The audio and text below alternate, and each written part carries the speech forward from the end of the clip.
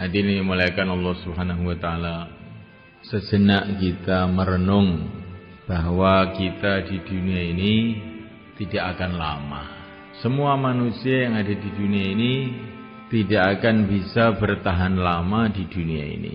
Orang sakit tidak bisa bertahan lama, orang sehat pun juga tidak akan bisa hidup lama. Orang miskin tidak akan bisa berlama-lama di dunia ini. Begitu juga orang-orang kaya juga tidak bisa berlama-lama di dunia ini. Kalaupun orang itu dijadikan oleh Allah orang yang paling kaya di dunia ini, orang yang paling berkuasa di dunia ini kelihatannya, orang yang paling sehat, orang yang paling bahagia, orang yang paling sakti, sudah paling semua, itu pun juga dia tidak akan bisa berlama-lama di dunia ini. Semua akan ditinggalkannya. Kerikil satu pun tidak akan dibawa. Maka kalau orang itu mau merenung, mau berpikir, betul-betul bodoh orang-orang yang membanggakan dunia ini. Orang yang bangga dengan dunia ini bodoh. Nah, sebentar saja kemudian ditinggalkan semuanya. Setelah diangkat jadi raja, maka diangkat ke kuburannya. Inilah manusia di dunia ini. Maka Allah Subhanahu wa taala pencipta alam semesta ini memberikan peringatan kepada manusia. Wala taghurrannakumul hayatud dunya wala yaghurrannakum billahil gharur. Jangan sekali-kali menipu kamu kehidupan dunia ini. Jangan sekali-kali menipu kepada kamu si penipu, yaitu syaitan. Dunia ini menipu, kelihatannya seperti hebat, kelihatannya seperti besar, tapi hakikatnya kosong, nggak ada apa-apanya. Mana raja-raja yang katanya dulu hebat-hebat itu? Mana raja Persia yang katanya kekuasaannya separuh dunia itu? Mana raja Romawi? Mana Brawijaya, raja Majapahit? Mana patihnya yang namanya Gajah Mada? Di mana? Seolah-olah tidak pernah hidup di dunia ini. Mana Bung Karno yang katanya kalau berpidato bisa memukau seluruh orang? Mana dia? Mana Pak Harto? Mana dia? Mana Gus Dur? Di mana dia? Sebentar lagi juga orang-orang akan tanya, kita pun seolah-olah tidak pernah hidup di dunia ini. Berlalu pergi. Orang-orang biasa tidak bisa berlama-lama di dunia ini. Orang-orang yang luar biasa pun juga tidak bisa berlama-lama di dunia ini.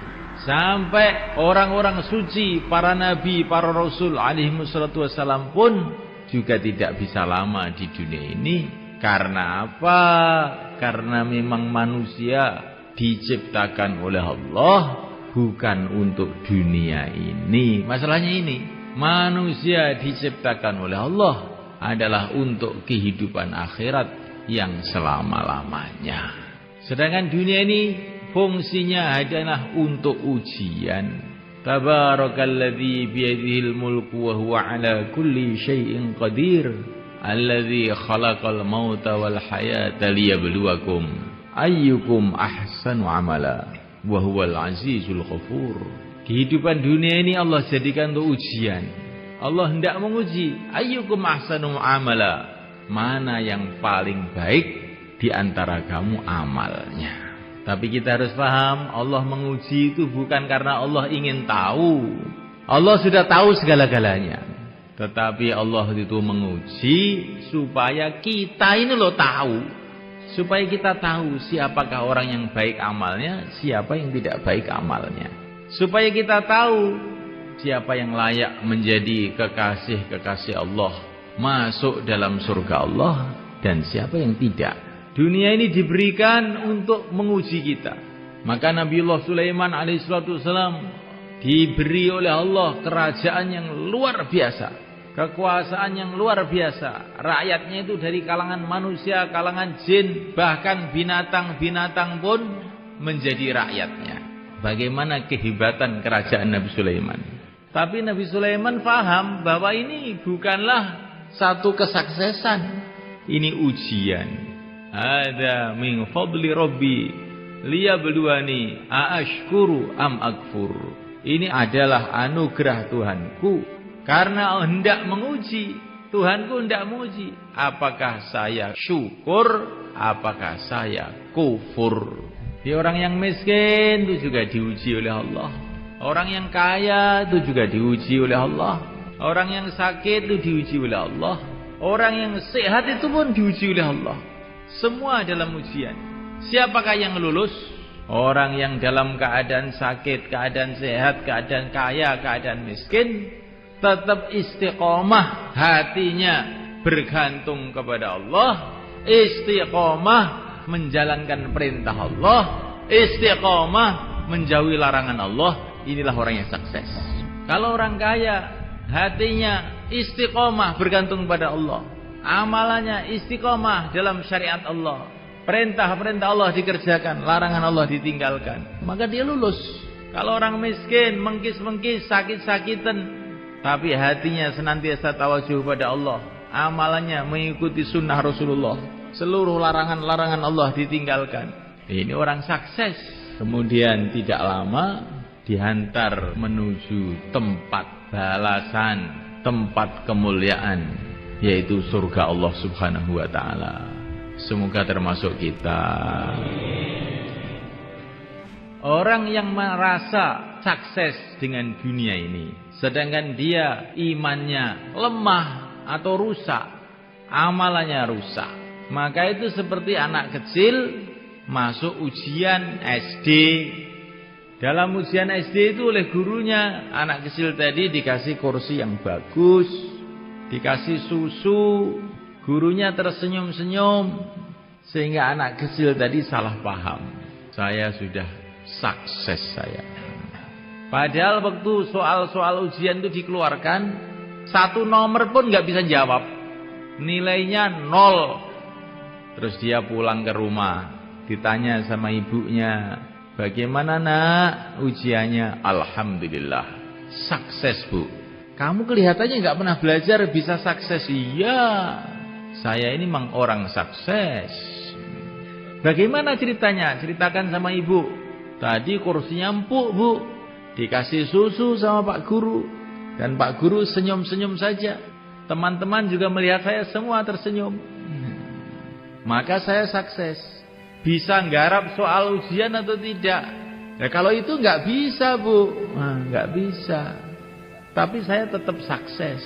Oh, kamu ini betul-betul anak yang tolol. Sudah nggak lulus, nggak ngerti kalau tidak lulus.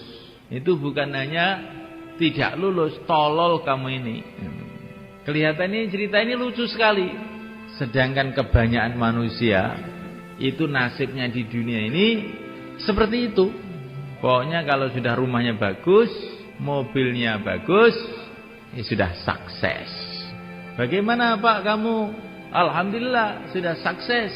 Rumah sudah ada, anak sudah jadi sarjana semuanya, badan sehat, apalagi sudah sukses saya. Sholat apa tidak Pak? Lah kalau itu belum katanya. Nanti aja kalau sudah mau mati sholat. Inilah nasib kebanyakan manusia. Padahal manusia itu dikirim oleh Allah ke dunia ini untuk ujian. Enggak dipikirkan ujiannya lulus atau tidak, yang dipikirkan kursinya empuk atau tidak, makannya enak atau tidak. Padahal dikirim ke dunia untuk ujian, enggak mikir ujiannya. Bagaimana supaya kita lulus ujian itu bagaimana? Ujiannya di dunia ini cuma 2 aja sebetulnya. Dan jawabannya pun sudah dikasih tahu oleh Allah SWT melalui Rasulullah SAW. Tapi anehnya itu malah banyak yang enggak lulus. Apakah ujiannya itu? Pertama kali adalah ujian iman. Jawabannya la ilaha illallah. Yang kedua kali ujian amal.